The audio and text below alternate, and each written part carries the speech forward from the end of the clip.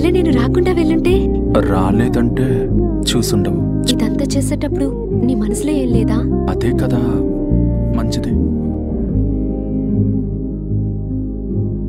నీకు నా వెనక తిరగడం తప్ప వేరే పని లేదా? నాకు నీ వెనక రావడం కాదు, నీతో రావాలనే ఆశ.